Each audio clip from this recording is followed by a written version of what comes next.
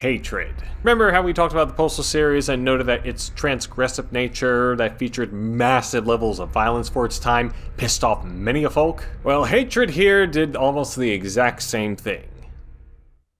Almost. Brought to us from a Polish studio known as Destructive Creations, Hatred was first teased in late 2014 with its reveal trailer. A trailer that featured a very hate-filled band preparing to go on a killing spree, and then him enacting that killing spree, all presented in complete monochrome. Well, almost complete.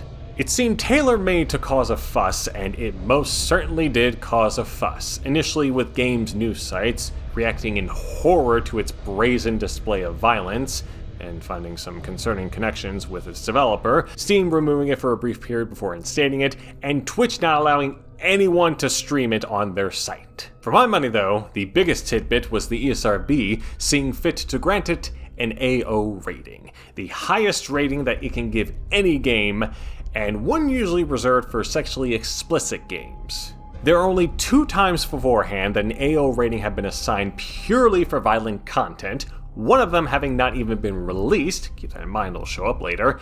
So seeing this was, well,